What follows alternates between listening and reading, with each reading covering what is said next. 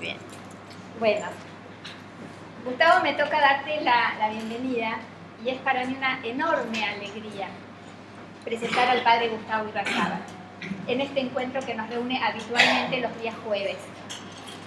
Es una alegría, pero además, Gustavo, es un honor contar hoy con tu presencia.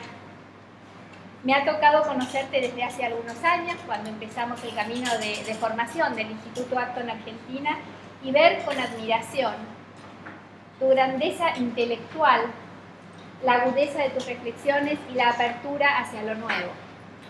Para el Instituto Acton es un lujo contar con tu nombre y el apoyo que nos das en la concreción de la misión que nos proponemos incansablemente de promover una sociedad libre y virtuosa, lo cual implica este diálogo permanente entre la ética, la política, la economía, la doctrina social de la Iglesia y siempre desde la antropología cristiana que hace de tierra común a todo el mensaje que buscamos llevar.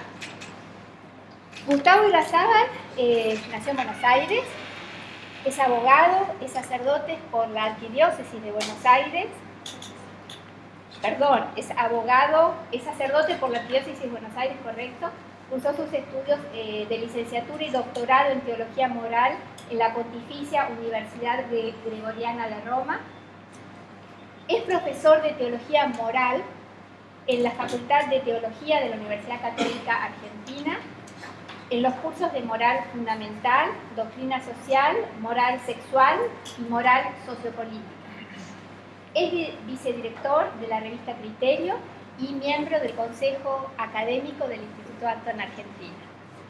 Entre sus trabajos se encuentran Doctrina Social de la Iglesia y el Camino de la Comunión, Ética de la Sexualidad y ahora este nuevo libro, Iglesia y Democracia, y diversos artículos científicos publicados en revistas nacionales e internacionales. El padre Gustavo Irrazábal ha participado en muchas actividades organizadas por el Instituto Acton Argentina, tales como seminarios de reflexión con sacerdotes, con obispos, académicos y empresarios. También ha participado de 2 encuentros en Acton University, en Acton Institute en los Estados Unidos, en Grand Rapids, generando reflexiones del más alto nivel. El encuentro de hoy en realidad es una iniciativa que tiene como objeto no tanto la presentación de tu libro formal, lo cual merecería otro encuadre, sino de generar un espacio de reflexión, que es lo que hacemos en el Instituto Acton Argentina. La idea es explorar la adecuada relación entre religión y política, muy orientada a la realidad argentina, de modo de motivar la reflexión y el aporte de nuevas ideas y criterios para iluminarlo. No puedo dejar de mencionar hoy aquel artículo tuyo, Rafi, Iglesia y Democracia, en la que tocabas el tan delicado tema de la poca atención prestada por la Iglesia latinoamericana al tema de las instituciones democráticas, republicanas. Lamentablemente, este sigue siendo hoy un tema sobre el que reflexionar, por la urgente necesidad que tiene nuestro país de fortalecer sus instituciones para lograr evolucionar desde la barbarie política y económica en la que sigue sumergida nuestra sociedad. Termino con estas palabras del director académico del Instituto Acton Argentina, el doctor Gabriel Zanotti, que no está acá, que da clases en Pilar los días jueves, y estas son palabras para el padre Gustavo. El libro del padre Gustavo Irrazábal es fundamental para comprender un aspecto inadvertido de la relación de nuestra Iglesia con la democracia. En estos tiempos de crisis institucional, es importante la conciliación del cristianismo con las instituciones republicanas, que a veces son despreciadas como típicas de un liberalismo indiferente a la piedad popular de los pueblos latinoamericanos. Pero al contrario, las instituciones de una república democrática y sus sistemas procedimentales de decisión son esenciales para la paz y el respeto entre todas las personas de las distintas religiones, etnias y costumbres diferentes. Asumir ello como un elemento cristiano es aún un desafío pendiente en el pensamiento eclesial latinoamericano. Gracias, Gustavo, y te escuchamos. Bueno. Bueno, ante todo quiero agradecerles a todos ustedes que hayan venido a esta hora siempre difícil. Yo nunca voy a nada que sea a la 1 de la tarde, salvo que tenga que hablar yo, y entonces tengo que estar despierto. Pero normalmente me cuesta mucho, así que gracias por el esfuerzo. Y quiero agradecer también al Instituto Acton Argentina y a Cecilia Vázquez por todo el trabajo que han hecho. Bueno, siempre me ha acompañado y me ha ayudado en este camino, y el trabajo que han hecho con el libro, junto con Gabriel Zanotti, ¿no es cierto?, que fue iniciativa de ellos todo, ¿no? Así que realmente son ellos los que deben tener el crédito de todo esto.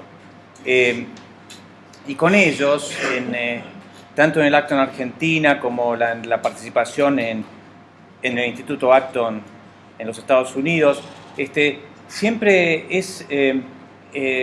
se basa en compartir ciertos valores que creo que no hay que tener miedo de llamarlos liberales.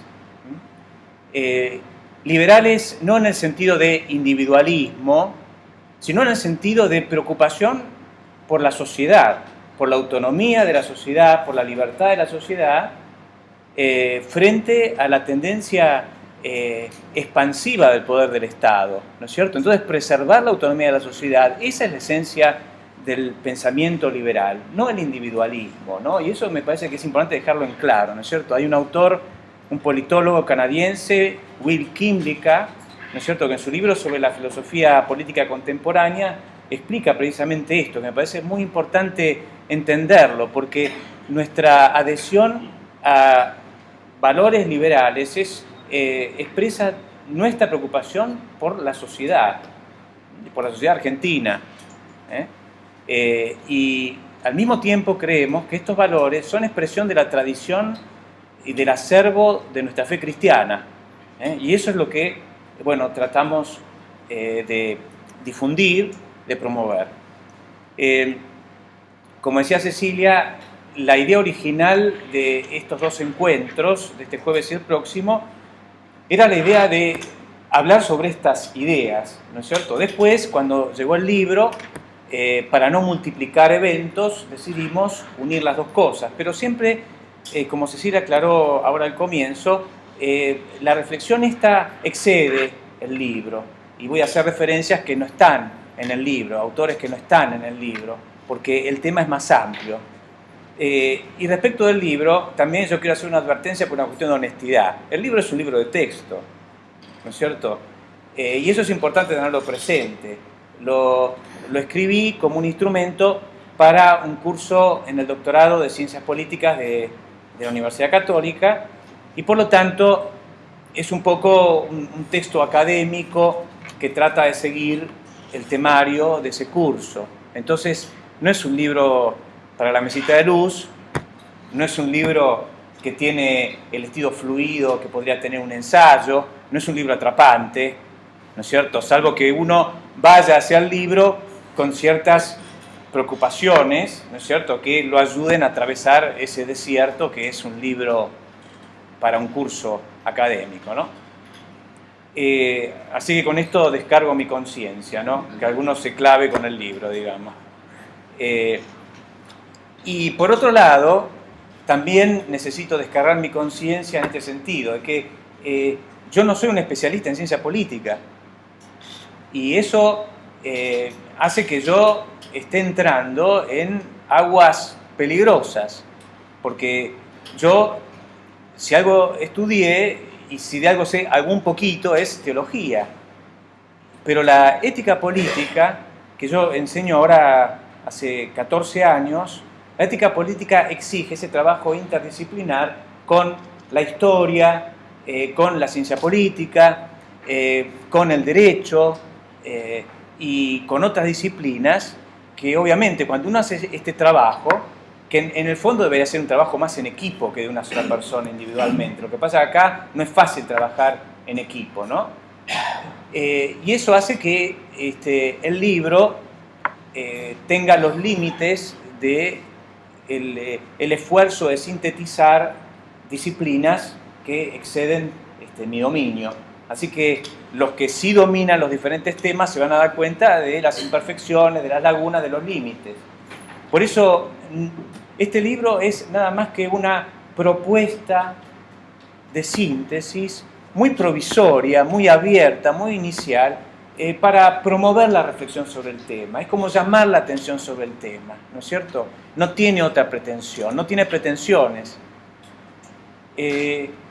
Pero al mismo tiempo que yo me excuso, empiezo excusándome, porque no me siento cómodo en este sentido, también quiero justificarme. Es decir, yo entré en estos temas porque me vi en la necesidad. No me metí por propia iniciativa. Yo cuando empecé a enseñar ética política en el seminario, yo me encontré con el problema, que es la laguna y la confusión en todos estos temas de los cuales vamos a hablar hoy, y la necesidad de tomar una posición, porque callar o hablar siempre es tomar una posición. Y entonces, bueno, desde el principio me quedó claro que no tenía muchas alternativas y que tenía que lanzarme a este objetivo, que es tratar de explicar y de ayudar a reflexionar sobre la opción preferencial que hace la Iglesia por la democracia republicana. Mostrarla como una opción legítima, como una opción necesaria, decisiva, y que está en plena coherencia con la tradición bíblica y la tradición de la Iglesia, la tradición cristiana, ¿no? Eso es lo que me comprometí desde el principio a tratar de mostrar. Y para quienes a lo mejor participan sin ciertos conocimientos previos de algún vocabulario un poquito más técnico, les aclaro desde el principio. Cuando yo hablo de democracia republicana, hablo de dos cosas juntas. Una es la idea de democracia, el principio democrático, que se refiere a la participación popular en la política, el principio democrático. Pero la democracia republicana agrega al principio democrático el principio republicano, que incluye ideas que creo que no son familiares a todos. El Estado de Derecho, el gobierno de la ley, una constitución que establezca derechos fundamentales, que consagre derechos fundamentales, que establezca la división de poderes, la publicidad de los actos de gobierno, el control sobre los mismos, es decir, toda una serie de principios que operan una especie de mediación respecto de la participación popular más directa, ¿no es cierto? De manera que la representación, la idea de representación y las instituciones republicanas ayudan a ordenar esa participación, de manera de garantizar los derechos de las personas y los derechos de las minorías frente al peligro siempre latente de la dictadura de las mayorías, ¿no es cierto? Entonces, estas son un poquito las ideas que nosotros promovemos y que un poco están plasmadas en este libro. Y como es la 1:00 de la tarde y todos estamos haciendo la digestión,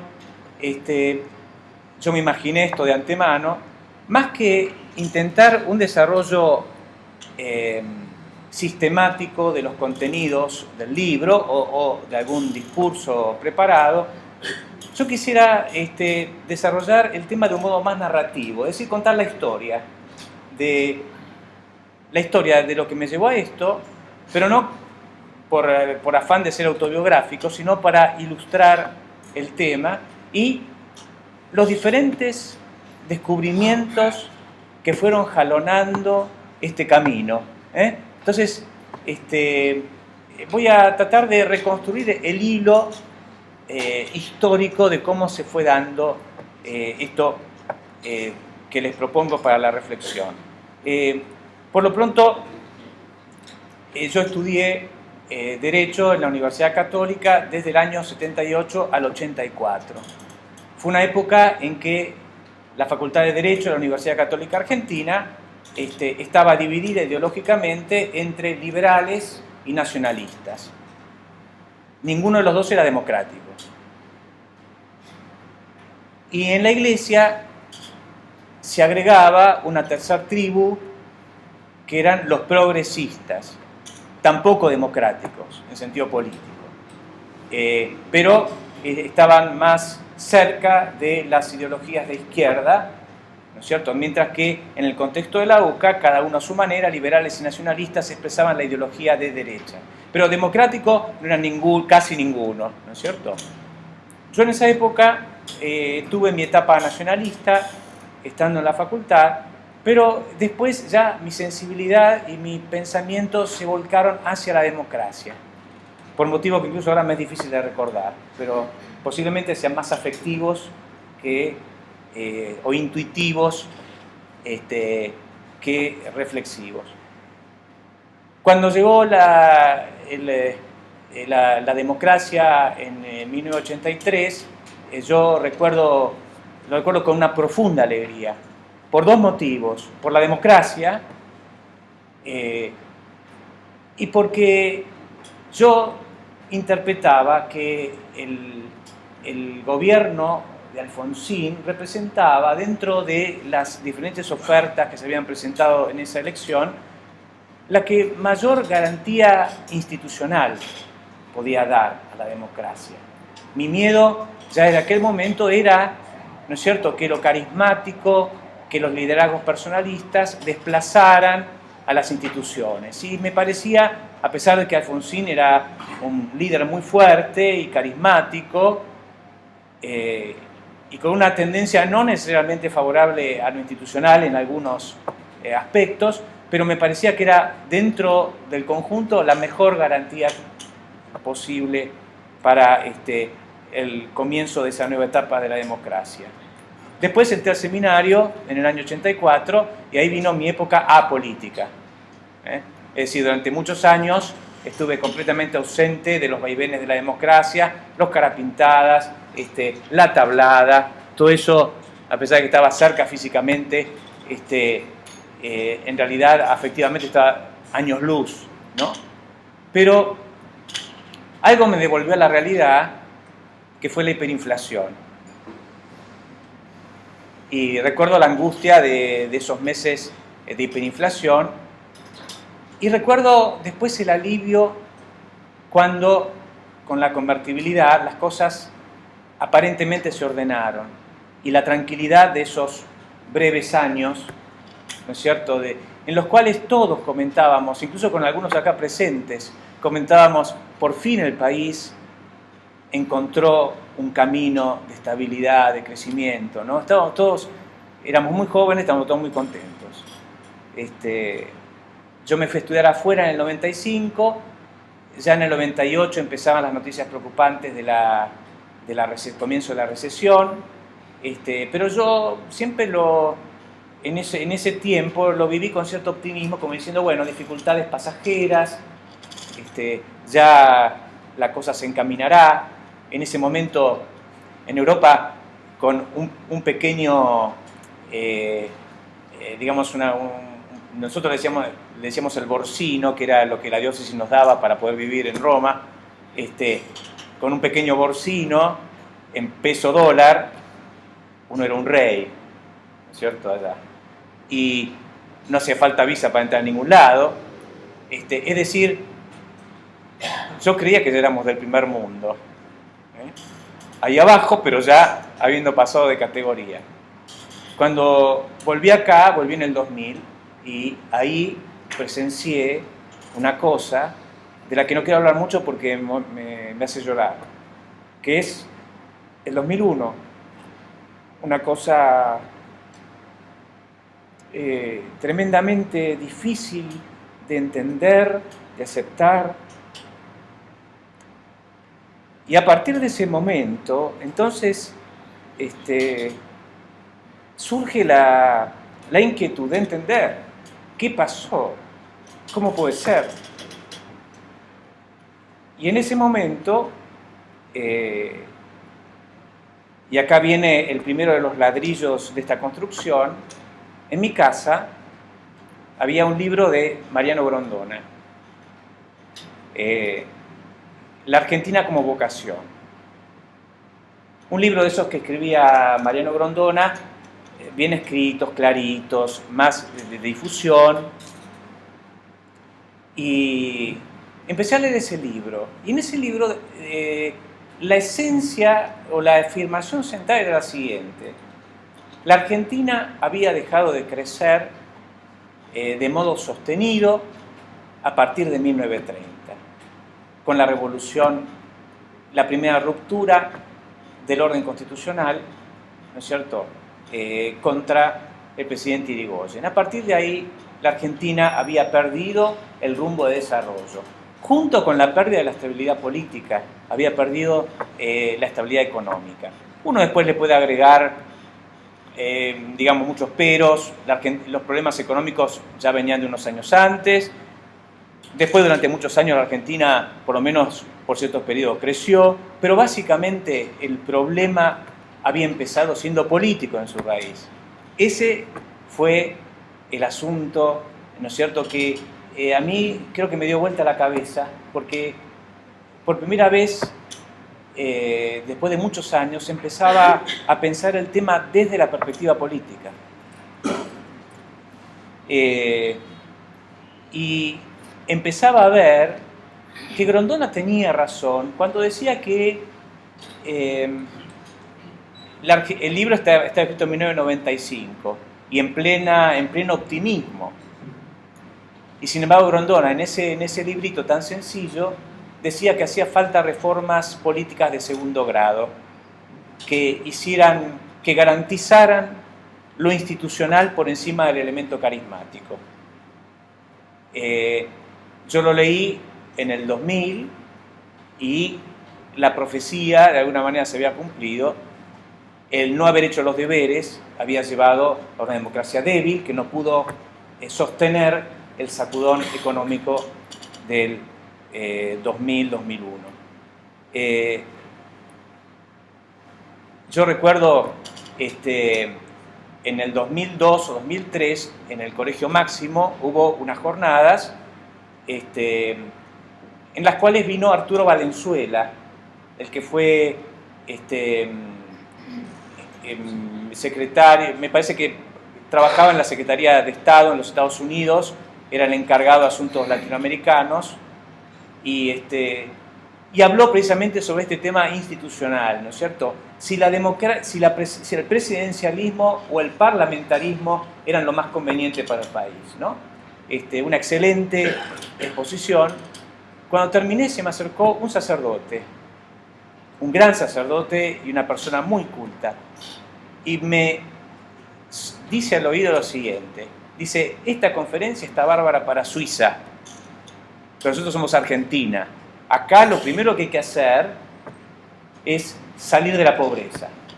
Después ya tendremos tiempo de ocuparnos de esas cosas, ¿no es cierto? Yo me quedé estupefacto, porque recién en ese tiempo empezaba a comprender qué equivocado ese modo de pensar, pero al mismo tiempo qué difundido, ¿no? Junto con eso, Grondona me ayudó a ver otra cosa, quizás mostró la punta de un ovillo para empezar a tirar, que era que el problema del desarrollo también tenía causas culturales. Hay rasgos de las culturas que son favorables al desarrollo y rasgos que son resistentes al desarrollo. Entonces, el modo de ver lo que es el individuo, lo que es su iniciativa, lo que es el trabajo, lo que es la creación de riqueza, lo que es el mundo, la visión del mundo, la visión del tiempo, la visión de lo que es virtud y que no lo es, etc., definen la disposición o falta de disposición de las culturas para el desarrollo. Y en ese sentido, a pesar de que no lo decía Grondona, ahí seguí yo, la Iglesia católica no siempre había favorecido los aspectos que permitían el desarrollo auténtico y muchas veces había favorecido aspectos resistentes al desarrollo, ¿no? Como no es el tema de hoy, simplemente yo quisiera leerles una pequeña frase de Puebla que me parece que me exime de tener que explicitar mucho este tema. En Puebla dice un número ahí perdido. La Iglesia se alegra de ver en muchos de sus hijos, sobre todo en la clase media más modesta, la vivencia concreta de la pobreza cristiana.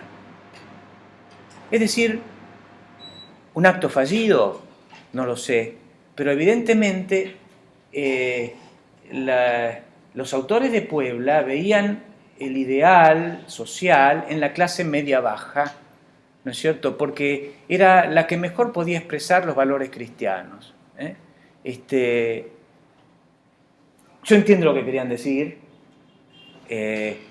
entiendo que hay algo rescatable en esto, pero hasta qué punto es revelador, ¿no es cierto?, de una mirada sobre las cosas muy problemática, ¿no es cierto?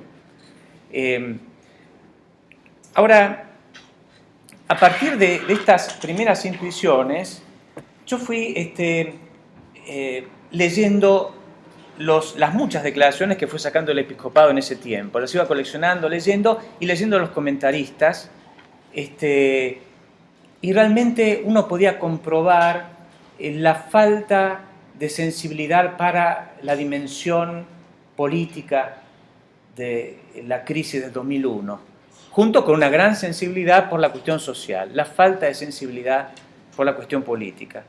¿De dónde venía ese problema? Y ahí fue donde yo hace ya muchos años me dirigí espiritualmente con Rafael Brown, y fue ahí cuando leí su artículo Iglesia y Democracia. Bueno, esa fue la explosión atómica, porque a partir de ese artículo se abrieron los horizontes que culminan en esto, ¿no? ¿Por qué? Porque en ese artículo mostraba uno podría decir, el subdesarrollo de la reflexión latinoamericana sobre el tema de la democracia representativa. Había una evidente laguna que uno puede constatar fácilmente al ver que ni en el documento de Medellín ni en el documento de Puebla se habla de constitución, se habla de gobierno de la ley, se habla de partidos políticos, en fin, división de poderes, república. Todos esos temas están ausentes, ¿no es cierto? Y lo que eso significa para nuestros países latinoamericanos, donde la Iglesia tiene tanta presencia y tanta incidencia, ¿no es cierto?, desde el punto de vista del pensamiento y de la cultura. A partir de este artículo, Iglesia y Democracia, que es el nombre del libro, y que a mí me evoca la sorpresa de todas esas ideas que por primera vez las veía. Nosotros venerábamos Medellín y Puebla en el seminario, y todavía le sigo teniendo mucho cariño a ambos documentos, pero en aquel momento era la veneración sin sombras, ¿no es cierto? Y entonces el siguiente paso fue pensar qué pasa en la Argentina. Si esto es así en Latinoamérica, ¿qué pasa específicamente en la Argentina? Y ahí me encontré con un libro de historia argentina de Roberto Di Stefano y Lori Sanata, Historia de la Iglesia Argentina. Yo había estudiado Iglesia Argentina en el seminario. Un libro, por supuesto, no lo conocía, porque no venía del ámbito eclesiástico. Por primera vez leía un libro que no era del ámbito eclesiástico. Qué diferentes se veían las cosas.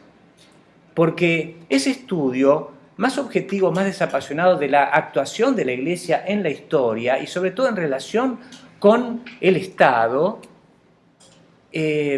mostraba un aspecto que en el cual jamás había reparado, el aspecto político y el pensamiento que estaba detrás de esa actuación de la Iglesia. Y acá entra el tema de lo que se llama el mito de la nación católica. Sobre lo cual quiero detenerme un segundito porque es una idea clave, el mito de la nación católica.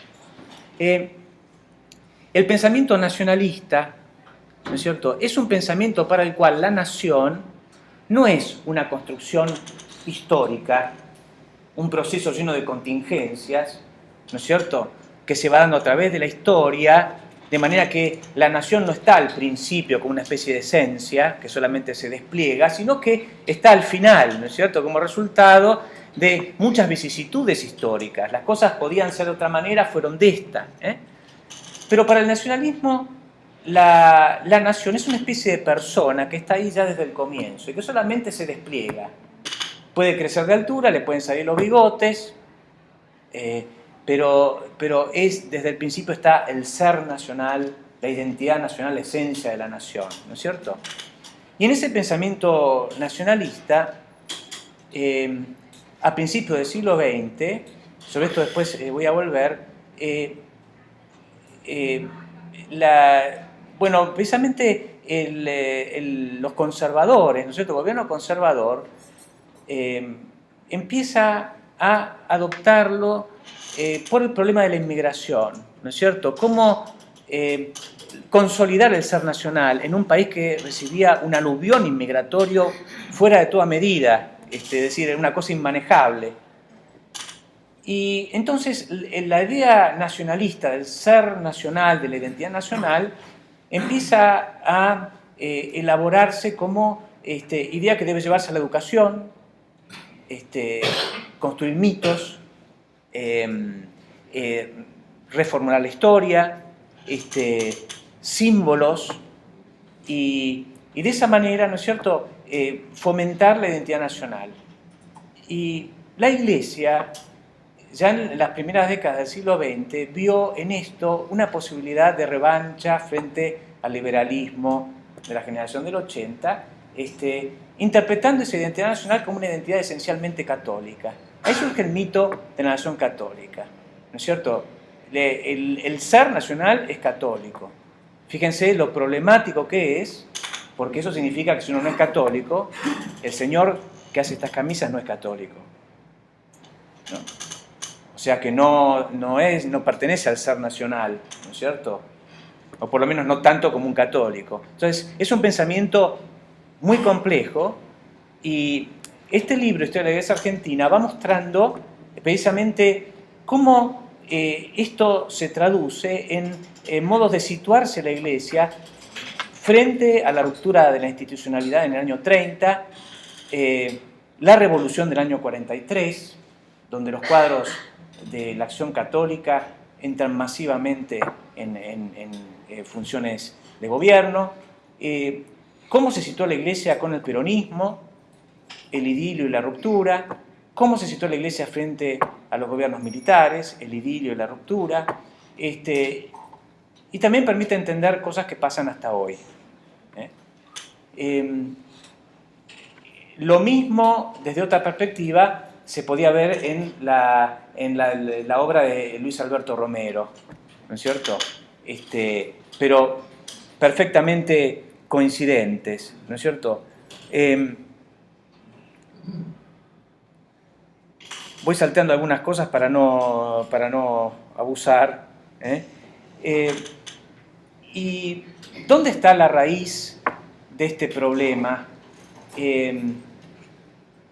Creo yo que la raíz, por lo menos entre nosotros, está en una manera de ver la relación entre lo político y lo cultural, ¿no es cierto? Y acá fue un libro, una obra de Maritain, El hombre y el Estado, el que me ayudó a entender esto.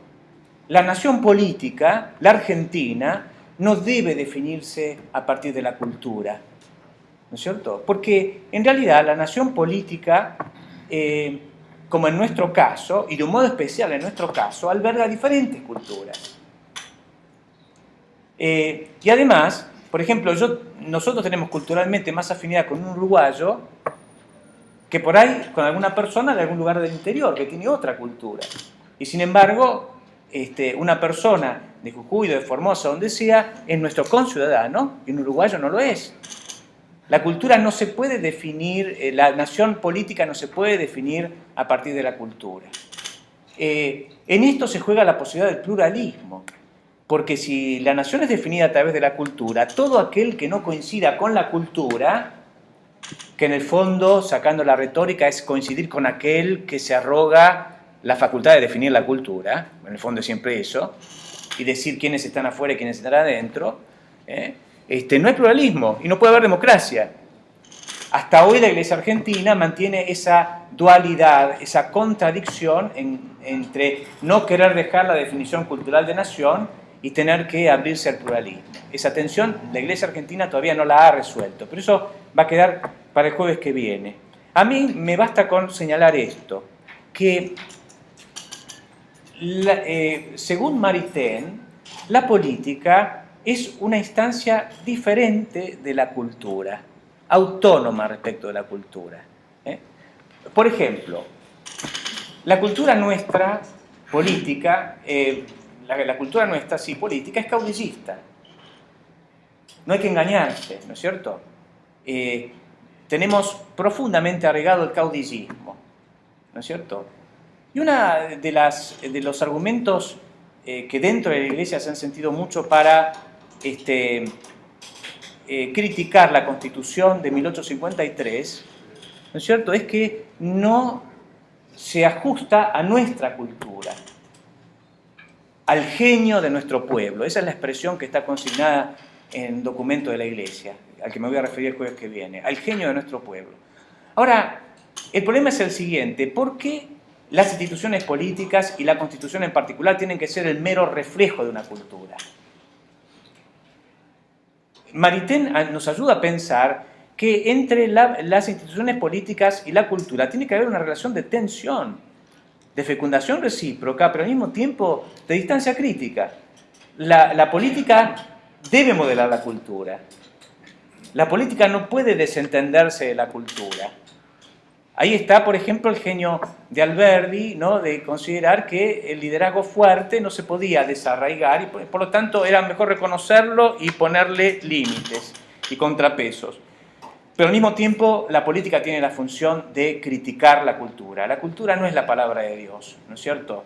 No es el ser nacional, porque siempre la idea del ser nacional habla de algo que no se puede tocar, que es sagrado, ¿no es cierto? No lo es. Con estas ideas, ¿no es cierto?, entonces comencé la revisión de lo que había aprendido en la Facultad de Teología.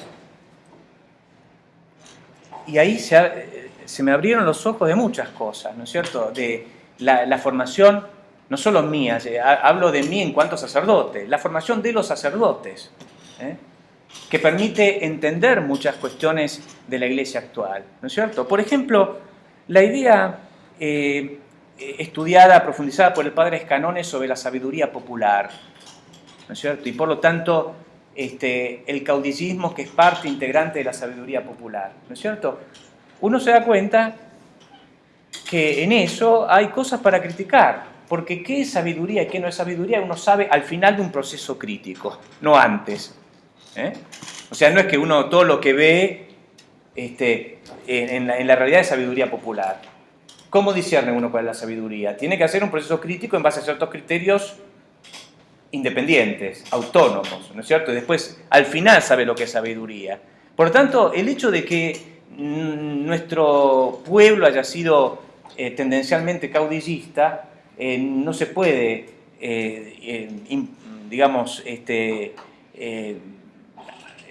atribuir necesariamente a la sabiduría popular, ¿no es cierto? Hay que ver si es sabiduría o no es sabiduría.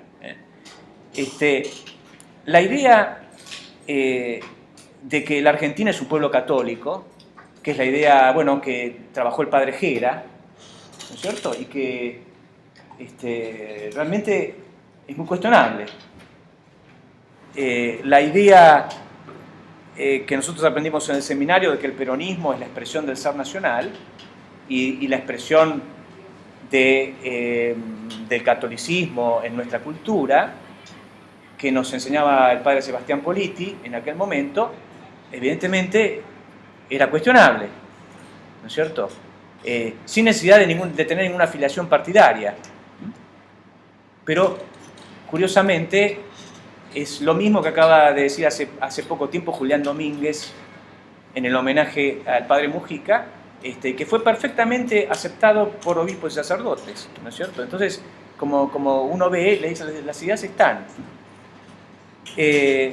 la idea de que la Constitución argentina no se ajusta al genio del pueblo, ¿no es cierto?, que es la idea básica del libro del padre, del Monseñor Gerardo Farrell, Iglesia y Pueblo en la Argentina, y la idea actual de que en el pueblo argentino es una concreción del pueblo de Dios, es el pueblo de Dios que camina en la Argentina, sin confusión y sin división, ¿no es cierto?, al modo de Calcedonia, ¿no es cierto? Ahora, más allá de la sofisticación teológica, ¿no es cierto?, de aplicar Calcedonia a este tema, evidentemente, en el fondo, cuando uno indaga un poquito, o casi raspa el barniz de la superficie, uno se da cuenta que es la misma idea reformulada.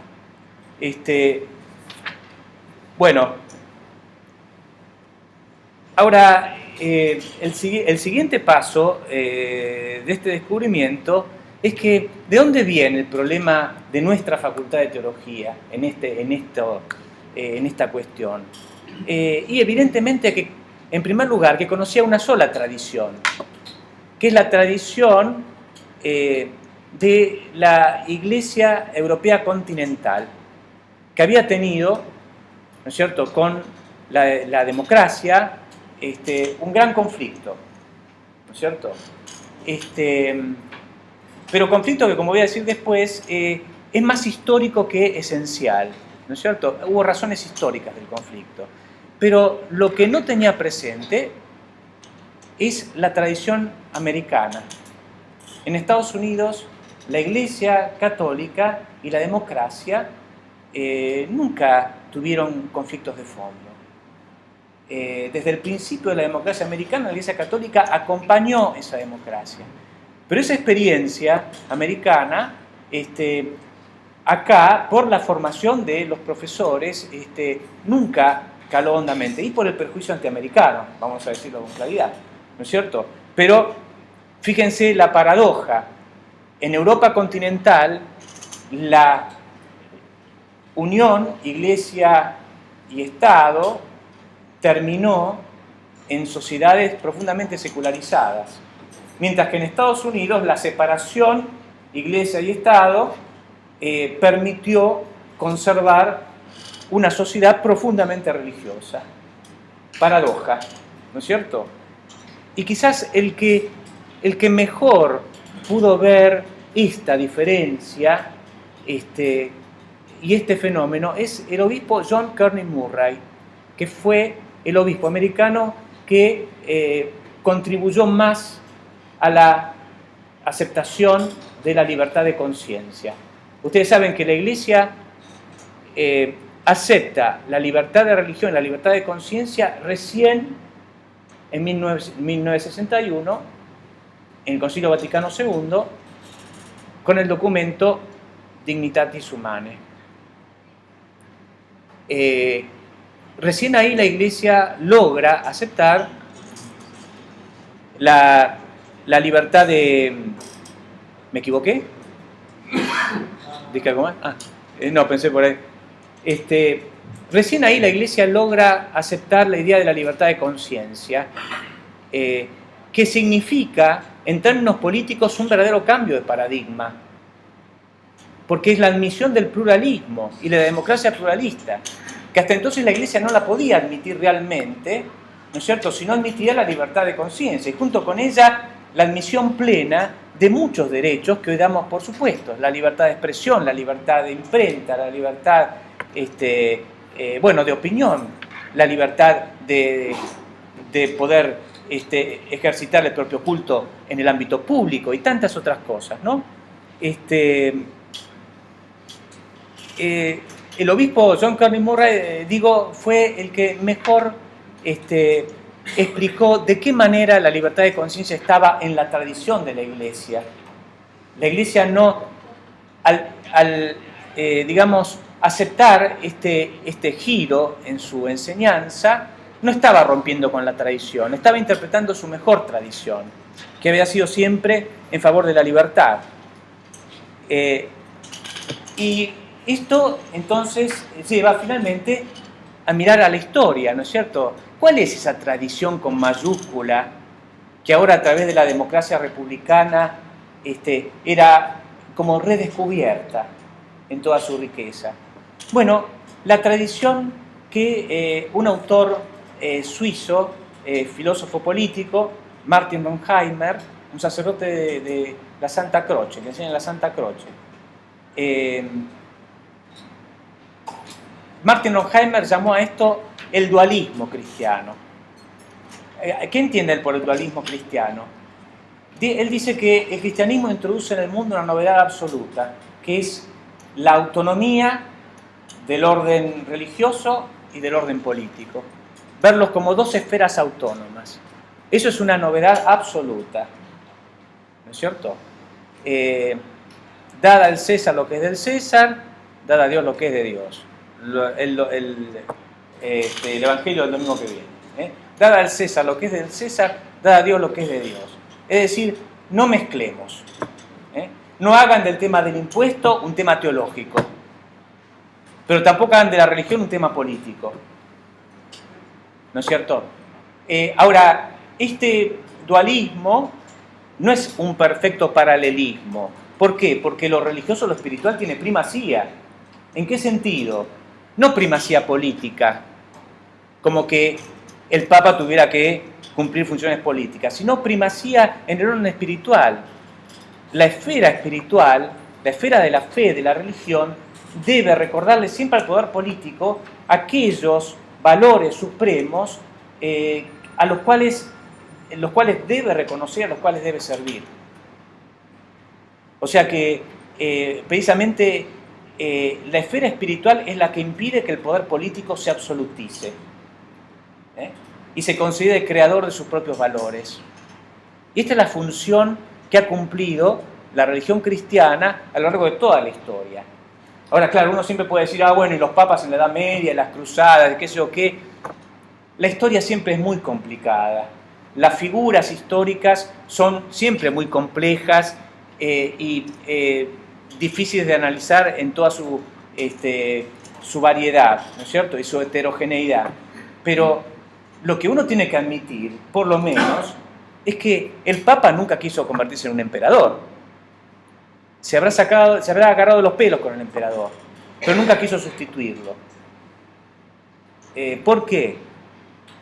Porque siempre hubo más manifiesta o más latente la conciencia de que se trata de dos esferas distintas. Si uno lo compara con el Islam, ¿no es cierto? Y cómo en el Islam no se concibe una legislación civil que no sea al mismo tiempo religiosa, uno puede entender lo que es la novedad cristiana y la importancia que esa novedad tiene, ¿no es cierto? Y de ahí que la idea del Estado secular, paradójicamente, de vuelta, represente mejor la tradición cristiana que el Estado confesional. Durante mucho tiempo la Iglesia se batió por el Estado confesional pensando que era la única forma de evitar ser excluida, desterrada de la vida social. Y sin embargo, sobre todo desde el Concilio Vaticano II, pero ya antes la idea estaba elaborándose, la Iglesia descubre que en realidad la laicidad del Estado es la mejor manera de que la Iglesia pueda cumplir su función. ¿Qué significa un Estado laico? Un Estado que no ignore la religión, pero que tampoco se asuma la función de imponer una religión. El Estado laico es un Estado que reconoce la importancia del fenómeno religioso, que hace a la riqueza de la vida cultural y a la vida política del país, ¿no es cierto? Y que garantiza a las confesiones religiosas la independencia, la autonomía, la posibilidad de actuar, ¿no es cierto?, en la promoción de sus convicciones y de colaborar en los fines sociales, ¿no es cierto?, colaborar con el Estado. Es decir, que el Estado laico, hoy la Iglesia lo acepta no a regañadientes, no porque no le queda otro remedio, sino que lo acepta porque se ha dado cuenta que es la mejor manera de que la Iglesia pueda cumplir su función. Ahora, y voy ya promediando para que haya tiempo para el diálogo. El siguiente descubrimiento, al menos de modo más explícito, fue el tema de que la política es racional. Está relacionado con lo anterior. La política es una actividad racional. La política no es una mística. No hay que mistificar la política, ¿no es cierto? Quien ha trabajado profundamente este tema es el teólogo Joseph Ratzinger y después Papa Benedicto XVI, ¿no es cierto? Como Ratzinger y como Benedicto tiene páginas imprescindibles sobre la idea de que la política es una actividad racional, ¿no es cierto? ¿Y qué importancia tiene esto? Que cuando se mistifica la política, uno se da cuenta inmediatamente de lo que pasa. Es decir, se buscan en la historia utopías que son en la práctica irrealizables, ¿no? Como realización histórica concreta. O sea, la utopía ya no es más la inspiración, sino lo que hay que hacer. La sociedad sin clases, la revolución, el reino de Dios. Y claro, como es un fin tan maravilloso, todos los medios se justifican para alcanzarlo. Y quien se oponga a ese fin, obviamente, representa las fuerzas del mal contra las fuerzas del bien, y no hay que tolerarlo.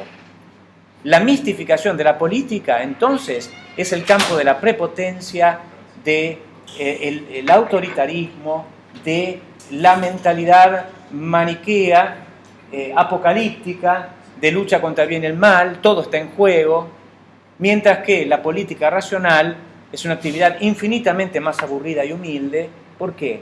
Porque es la actividad de buscar lo posible y por lo tanto con una gran atención a la moralidad de los medios, con una gran atención también a la idoneidad técnica de los medios, el aporte de las disciplinas, diferentes disciplinas científicas y de las ciencias sociales, la atención prudencial a la realidad, la consideración de las circunstancias, la capacidad de compromiso en el sentido de decir, bueno, tenemos que ponernos de acuerdo y para eso cada uno tiene que ceder un poco y buscar consensos y construir de a poco y evolucionar más que revolucionar, no ser fundacionalista, es decir, uno no empieza de cero. Todo eso es la política como actividad racional, prudencial, ¿no es cierto? Y que por supuesto acá nos resulta muy difícil, ¿no es cierto? Porque para nosotros la política es una rama de la mística, ¿no? Y esto entonces me lleva finalmente a la cuestión del ciudadano. ¿Por qué? Porque hay un autor que dice que cada régimen político crea su sujeto. No viene primero el sujeto y después crea el régimen político. Es al revés. Cada régimen político crea su sujeto. ¿No es cierto? Ser ciudadano, ¿qué significa? Que uno tiene derechos no solo económicos y sociales, sino civiles y políticos. Que uno puede participar políticamente a través de ciertos canales institucionales. Que tiene derechos garantizados, posibilidad de participación política y que tiene capacidad crítica. El ciudadano tiene que tener razón, racionalidad, capacidad crítica. Del ciudadano no se puede esperar adhesión automática. Ahora, ¿qué régimen político quiere un ciudadano? Esa es la pregunta, ¿no es cierto? El ciudadano tiene que ser una persona de sólidas convicciones morales, tiene que tener una ética civil bien clara, tiene que tener autonomía. ¿Quién quiere un ciudadano así? En la Argentina, los regímenes políticos desde el siglo XX han buscado otro sujeto, no el ciudadano. ¿Qué sujeto han buscado? Por ejemplo, el patriota. ¿Cómo nacionalizar la inmigración? Convertirlos en patriotas, no en ciudadanos. ¿Qué es el patriota? Alguien que da la vida por la patria. Convertirlos en soldados. La militarización extrema de nuestra historia. Nuestros héroes son todos militares. Incluso algunos se han tenido que subir al caballo para poder ser un héroe, ¿no es cierto? No hace falta que aclare. Ser militante. Toda la retórica actual sobre la militancia tiene un sentido muy sugestivo. ¿Por qué es tan importante la idea del militante? Porque el militante no piensa. Ya el militante en todo caso ya ha tomado su decisión, no piensa. ¿No? El militante milita. Y por supuesto, la muerte del militante o el mal del militante, ¿no es cierto?, es un costo simplemente marginal, porque lo importante es la causa, ¿no es cierto? La contrapartida del militante es la causa. El militante debe morir por la causa, o dar la vida por la causa, o dar su futuro por la causa. El militante no cuenta, lo que cuenta es la causa. Ahora, qué curioso que incluso dentro de nuestra iglesia haya quienes estén queriendo transformar la idea de participación en la idea de militancia, ¿no? La gente, hoy el régimen político tiende a crear un sujeto que es la gente, ¿no es cierto? ¿Qué es la gente? La gente es el modo más genérico de aludir a los seres humanos que uno puede encontrar después de ser humano, ¿no es cierto? Es decir, decir lo que quiere la gente, ¿no es cierto?, lo que espera la gente, lo que piensa la gente, es siempre el pensamiento de que la gente es una especie de magma primordial, ¿no es cierto?, donde la individualidad es pura apariencia y todos piensan, sienten y quieren lo mismo, que suele coincidir con, curiosamente, con la persona que invoca, ¿no es cierto?, este sustantivo tan vago y difícil de captar, ¿no?, en sus contenidos concretos. Entonces, en el fondo, ¿qué virtudes se buscan del sujeto? Obediencia, lealtad, ¿no es cierto? Pero en el fondo se trata de una visión organicista donde el individuo no cabe sino como parte de un todo, ¿no? Tristemente, el que ha historiado con mucha profundidad este tema, Carlos Escudé, en el libro El fracaso del proyecto argentino, yo lo fui a ver a Lucema un día para hablar de este tema, y realmente es una cosa apasionante, ¿no es cierto? El comienzo de la educación patriótica, el proyecto de educación patriótica con José María Ramos Mejía, cómo se fueron formando los mitos, se fueron cultivando las pasiones, se fueron desarrollando los símbolos, ¿no es cierto? Qué curioso que estemos en plena guerra de las estatuas ahora, ¿no es cierto? No es casual, no es anecdótico. ¿Qué es la guerra de las estatuas? La guerra por la simbólica. El que conquista la simbólica queda, ¿no es cierto? Entonces, lamentablemente, el gobierno de la ciudad no entiende este tema y ha tomado estas cuestiones como cuestiones de toma y daca, pero no entiende la profundidad simbólica que tienen hechos como sacar a Colón de la Plaza Colón, al lado del Paseo Colón, y ponerlo en otro lado. No ha entendido la relevancia que tiene este tema. ¿Y qué estatua proponen, ¿no es cierto?, instalar, que ahora está la polémica? La estatua de Perón, ¿no es cierto?, como si hiciera falta más todavía, ¿no es cierto? ¿Qué se puede decir? ¿No es cierto? Que a veces uno piensa que no hay otra cosa que lo que hay, ¿no?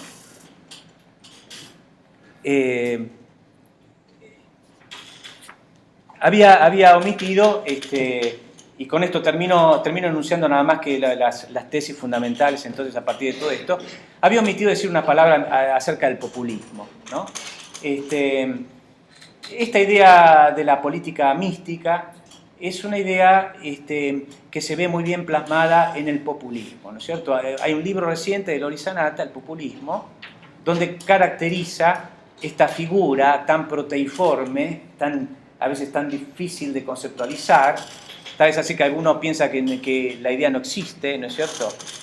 O que no tiene ninguna importancia analítica, pero yo creo que el libro de Sanata muestra con acierto que es posible definir el populismo, al menos en este sentido, ¿no es cierto? El populismo tiene una visión organicista de la sociedad, Es decir, la sociedad es un todo del cual nosotros somos simplemente partes, ¿no es cierto?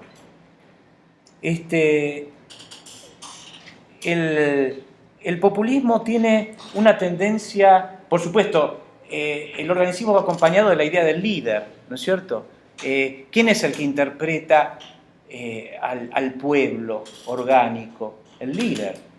¿Quién es el que dice quién forma parte del pueblo y no? En el fondo, el líder, ¿no es cierto? El que define el ellos y el nosotros es el líder. El populismo tiene una tendencia maniquea. Ellos y nosotros es lo mismo que los buenos y los malos, ¿no es cierto? Y por supuesto la consecuencia, el fanatismo.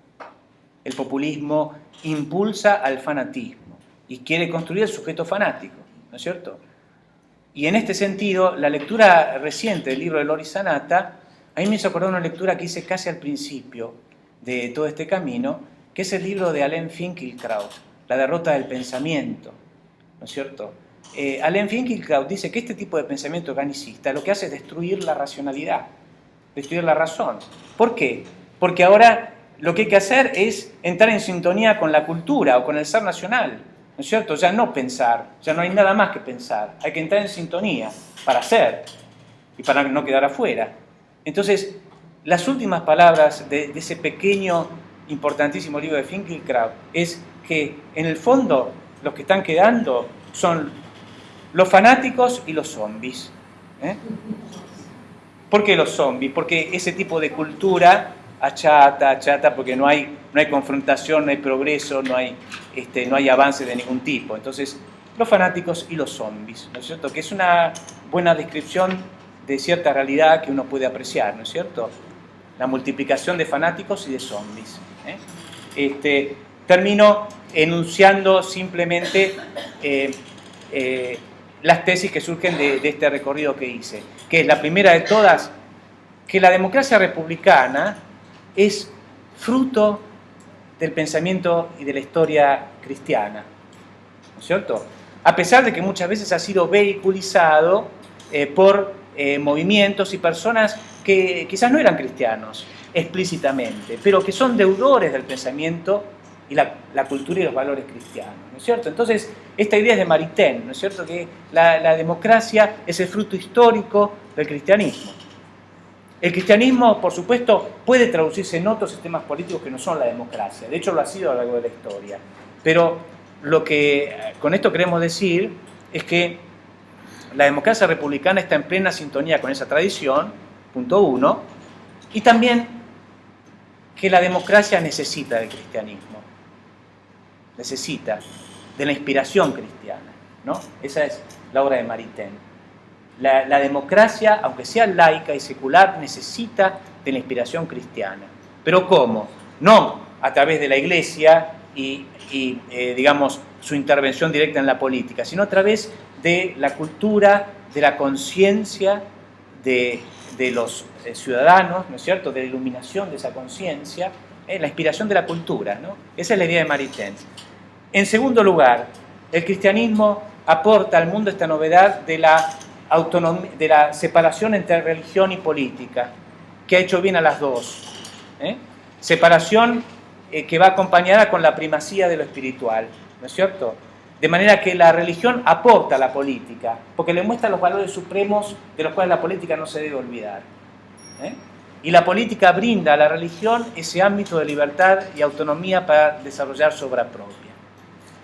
La tercera cosa, ha habido mucho conflicto entre la Iglesia y la democracia, pero lo que en este libro se trata de ilustrar es la idea de que esos conflictos fueron históricos, se debieron a circunstancias históricas desafortunadas, pero no había un conflicto esencial, porque no había nada en el pensamiento republicano y democrático, en la esencia de ese pensamiento, que fuera contradictorio con la fe cristiana. Y simplemente circunstancias históricas han impedido, por ejemplo, el hecho de que la Iglesia estuviera demasiado ligada al antiguo régimen y por lo tanto el pensamiento del liberalismo político naciera muchas veces en conflicto con la Iglesia y con un sesgo anticlerical, se debe en parte a eso, ¿no es cierto? En Francia los obispos eran aristócratas ¿no es cierto? Así que estaban un poco del lado equivocado cuando llegó la revolución, ¿no es cierto?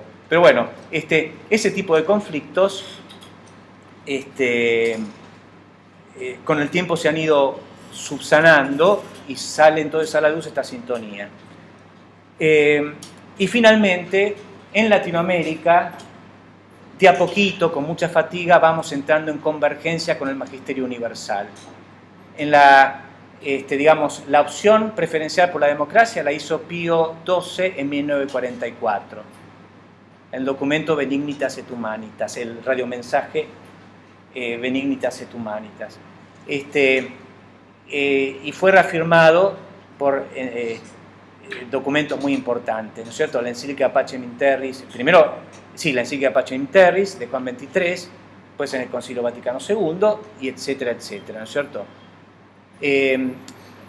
Para nuestra iglesia el asunto fue mucho más difícil y creo que se va encaminando lentamente a esa convergencia con la Iglesia Universal. Pero fíjense, el documento argentino en que se hace esta opción preferencial por la democracia es el documento Iglesia Comunidad Nacional de 1981.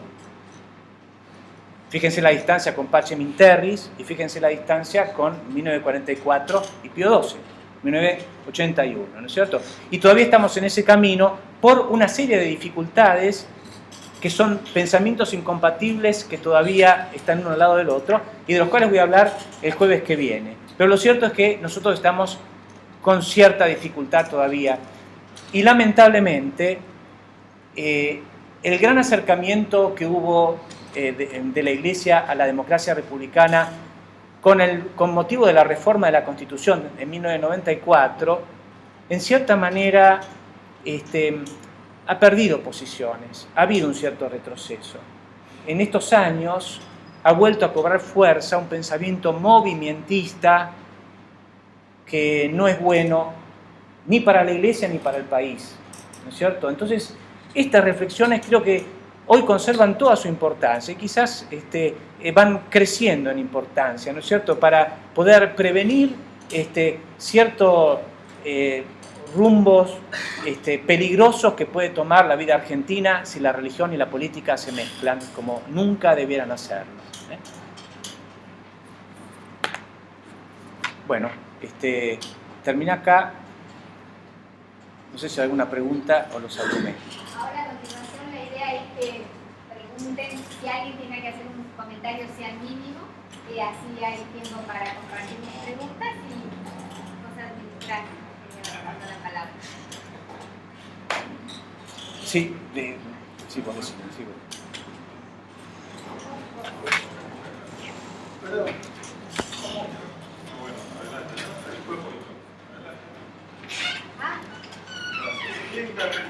Armando Rivas, por favor, fuerte.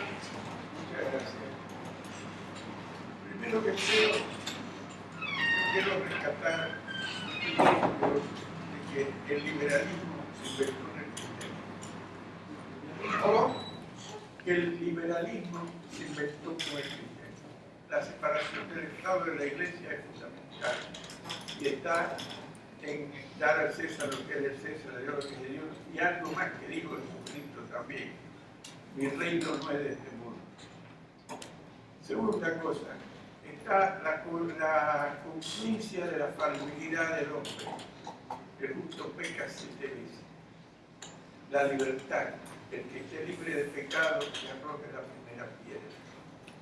La responsabilidad individual en la parábola de los talentos está claramente establecida. Y la propiedad y el contrato en la parábola de la hora nona, que no sé si la conocen, pero que hay una discusión entre el dueño que había pactado con unos trabajadores y les pagó a otro después, otro más, y los otros vinieron a protestar y él les reconoció que él había pactado con ellos y había cumplido lo que le había dicho y que él, después que él era el dueño y que pactaba con quien quisiera. Y estos son principios. Pero la realidad, esto es el cristianismo, pero no la historia. Porque no es solo la Iglesia Católica la que fue autoritaria. Los ingleses tenían una corte que se llama The Court of the High Commission, que hacía lo mismo que la Inquisición. Al que no era anglicano lo mataban. ¿Cómo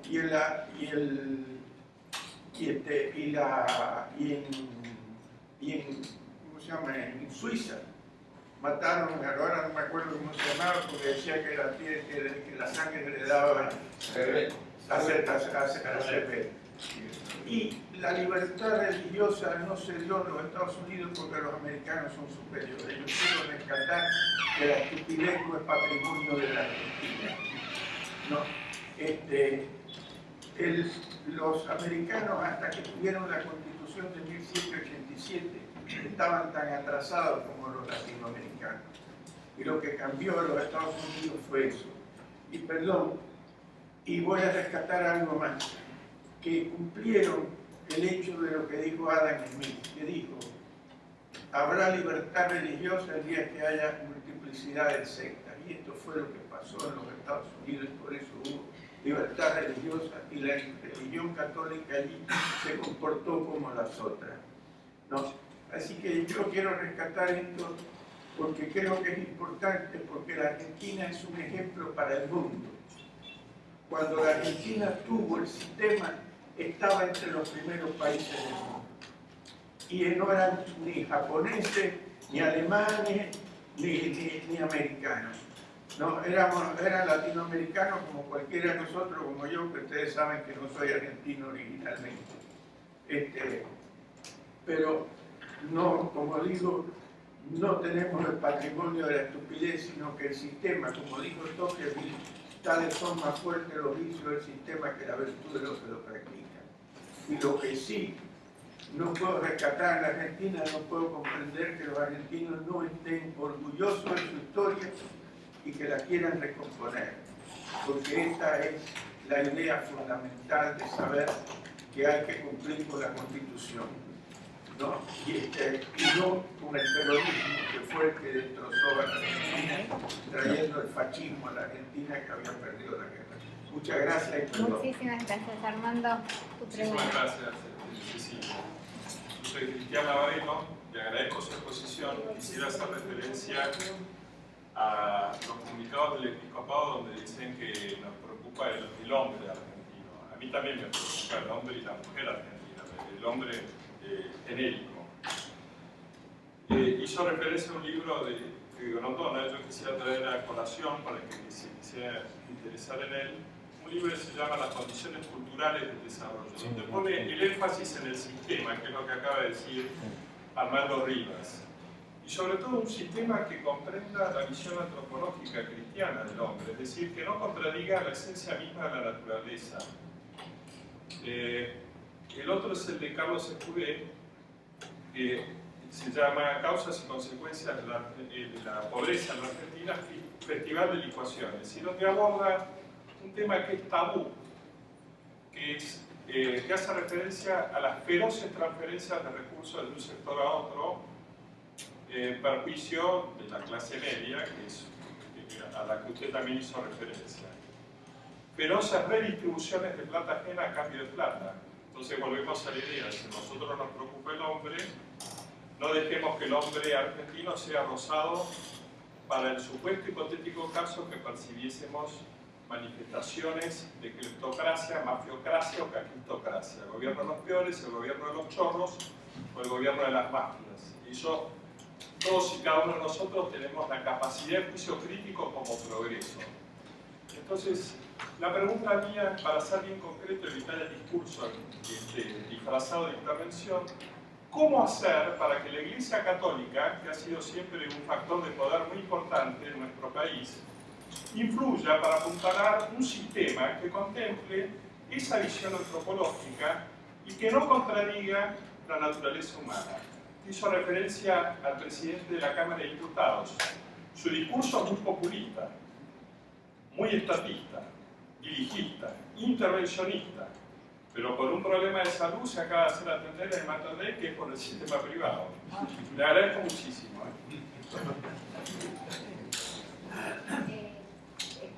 ¿Algo que quieras agregar, Gustavo? No, la verdad no, porque la pregunta es enorme.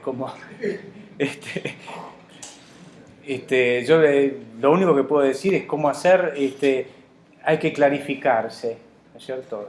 Lograr claridad en estos temas. Creo que todavía hay un camino que hacer para clarificar estos temas. Y quizás el pequeño aporte que yo podría hacer de señalar algo es la importancia que tiene la coherencia en el pensamiento.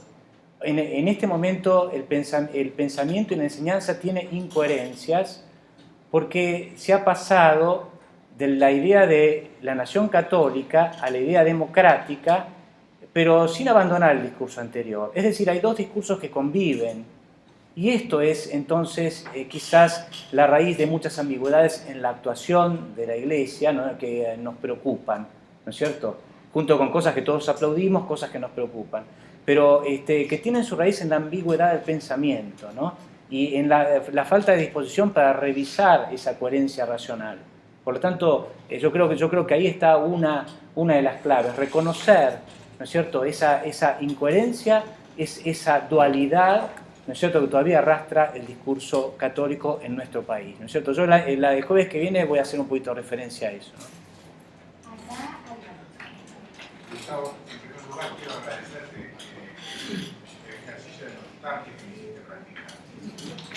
¿Por qué digo esto? Porque me hiciste recordar a las clases de hace más de 50 años en la Universidad de Salvador, en las que Juan Pillon Rivière nos introdujo no solamente a Carl Friedman, obviamente, sino también a Karl Mannheim y a Wilhelm Röpke, que son dos fundadores importantes de la cercanía de los conceptos de iglesia, o por lo menos de cristianismo y de iglesia.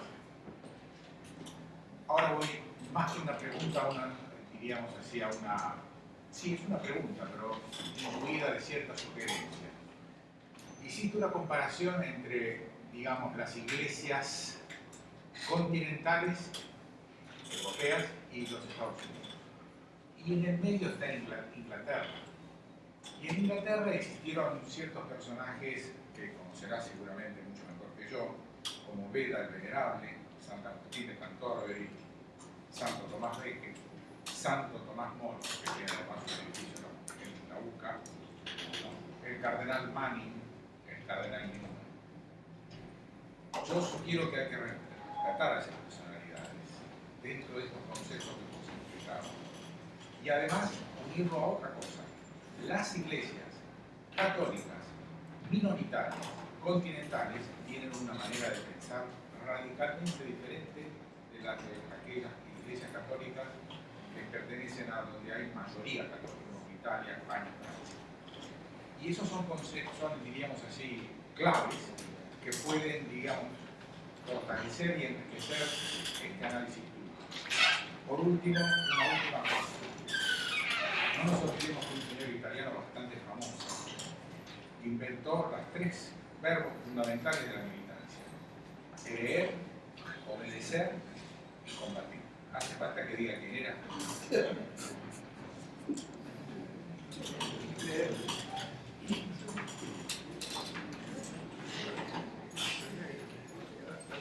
Diego. Sí, Gustavo, como especialista en teología moral, ¿cómo se explica que la doctrina social de la Iglesia siempre en materia política dice lo importante es el fin, el bien común? Los medios, las formas de gobierno, las instituciones son indiferentes. Cuando la teología moral, digamos, aplicable a otras materias, obviamente lo que importa es no solo el fin, sino los medios.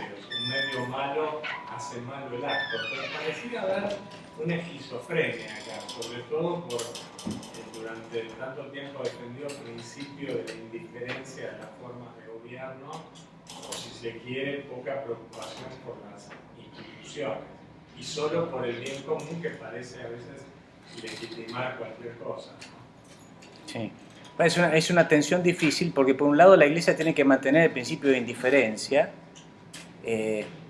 que formuló León XIII, tiene que mantenerlo. ¿Para qué? Para no quedar pegada a un régimen político particular, sino poder estar en todos, ¿no es cierto? Entonces el principio de indiferencia de alguna manera debe mantenerse. Pero claro, ¿cuál es el peligro? De que la indiferencia es ambigua, ¿no es cierto? Y en la democracia los procedimientos no son puros medios. Y los medios en la política no suelen ser puros medios, ¿no? Sino que hay valores de por medio. Por ejemplo, el diálogo es un puro medio, el respeto de los procedimientos parlamentarios del Congreso son puros medios, o en eso se juegan valores. Por ejemplo, la sanción precipitada de un código, ¿es un puro medio o ahí se están jugando valores?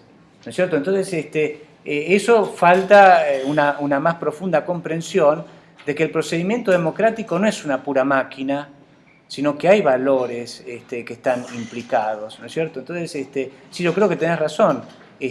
La visión de la política tiende a acentuar los fines sobre los medios, y la política es sobre todo los medios, más que los fines. La política se refiere a los medios, ¿no es cierto? Hay autores que tienen, hay un alemán, Bernhard Suter, que escribe su libro sobre doctrina social de la Iglesia sobre la base de esta idea, ¿no es cierto?, en la parte política, que la política es sobre todo política de los medios. En los fines estamos todos de acuerdo, el tema es en los medios, ¿no es cierto? Y ahí es donde se juega muchas veces la moralidad y el éxito de las cosas, ¿por qué no decirlo, no? Un comentario. Había una pregunta por acá. Soy María de Lorencis. En un contexto, tocando la tierra hoy, Argentina, en un contexto donde todo lo que hablemos en nombre del sentido común aparece simpático. ¿No te acordás de la materia de obligaciones? Sí. Entonces, lejanamente. Por eso, esa materia tan difícil, totalmente arrasada por los derechos, donde hemos llegado masivamente al yo no, pero vos tampoco. Y además dame o rompo todo. Entonces, yo creo, y me parece que coincido por supuesto con toda tu exposición, en lo cultural, la raíz nuestra del problema es cultural, no es económica, política ni financiera, es cultural.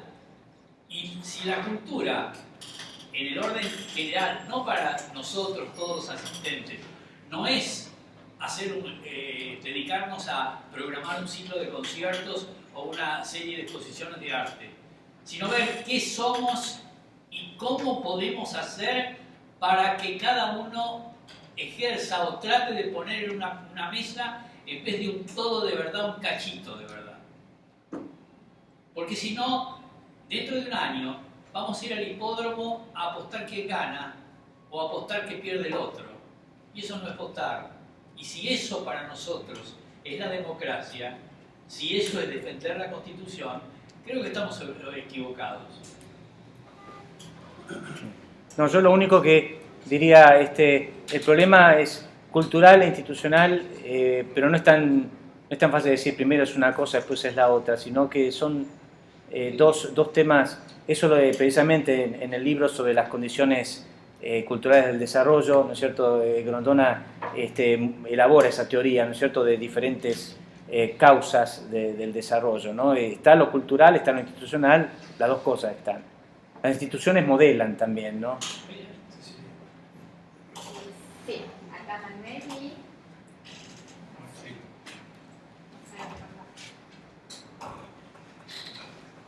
Padre, me llamó la atención al principio planteando de que nuestro país católico no está.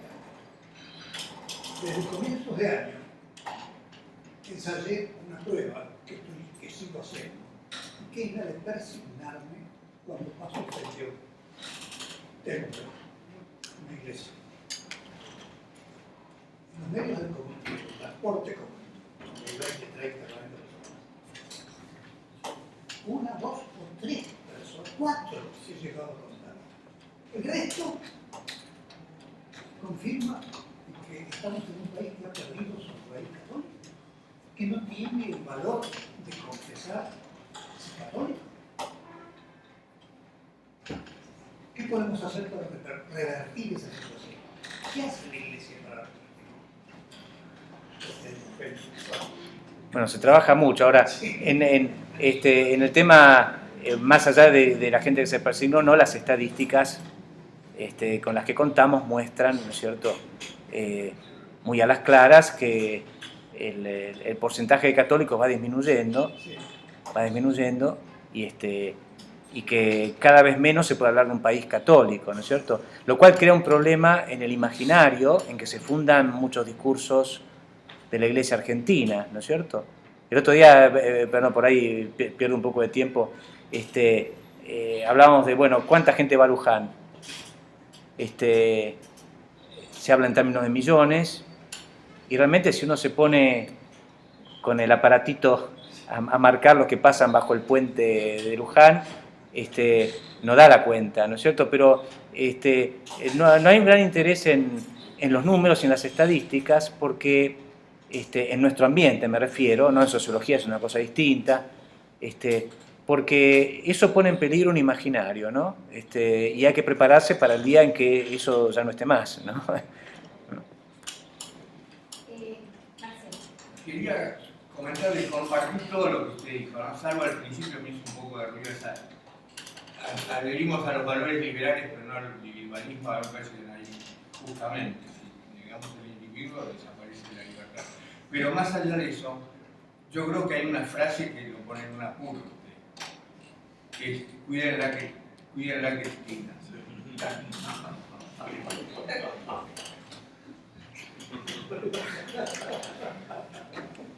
No, de lo que venimos hablando. No, lo de individualismo no, me refiero a la valoración del individuo. Individualismo puede significar dos cosas: o la valoración del individuo, que no es una simple parte del todo, o individualismo puede significar, por ejemplo, el egoísmo, la negación de toda solidaridad, de sensibilidad. Me refiero a eso último. El liberalismo no es eso último. Igual lo más grave me parece lo último. Ahora, de cuidado, Cristina.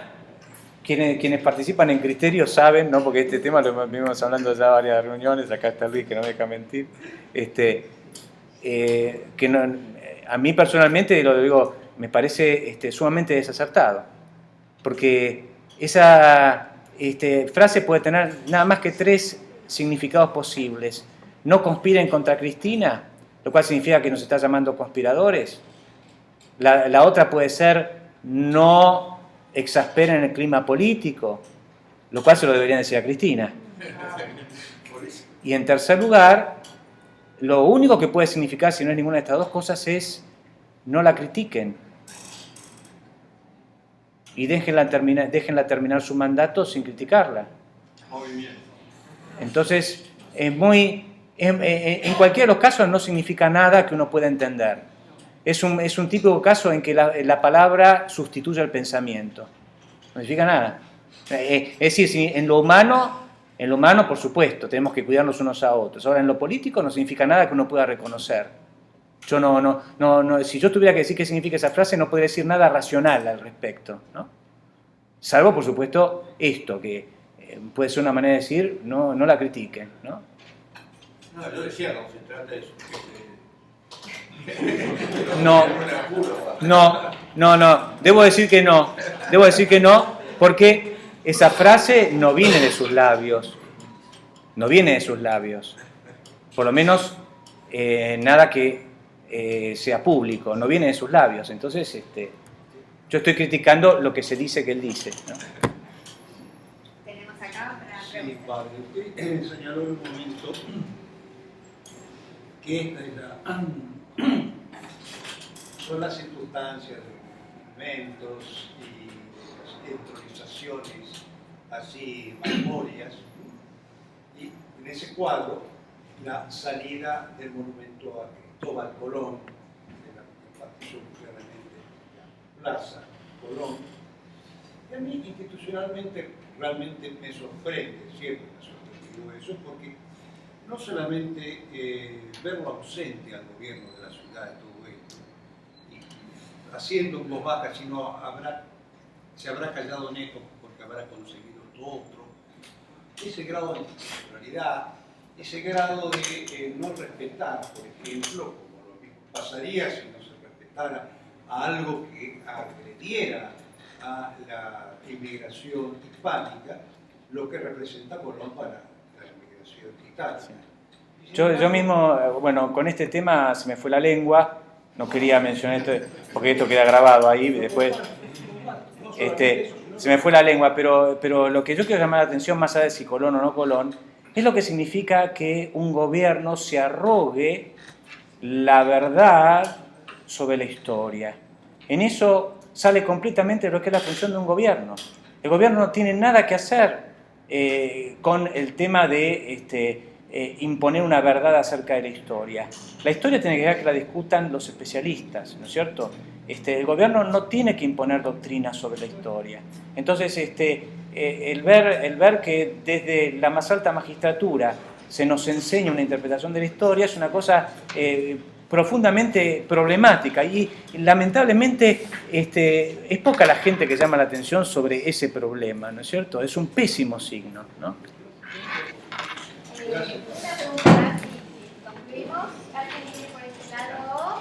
Muchas gracias. Omití voluntariamente a referirme a un libro que me pareció fantástico, que es de Alejandro Chapuen, que se llama Las raíces cristianas de la economía de mercado. Creo que es un libro importantísimo e ineludible, sobre todo para compensar que por las referencias que tengo al día de hoy en los seminarios se le da poco tiempo hora a la cuestión social.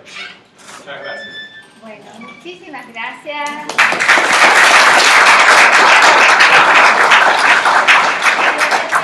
El jueves que viene, en las mismas condiciones, con empanaditas previas, y afuera está el libro. Vamos a traer más libros el jueves que viene. Los que tenemos hoy acá tiene un pequeño error en una de las primeras páginas.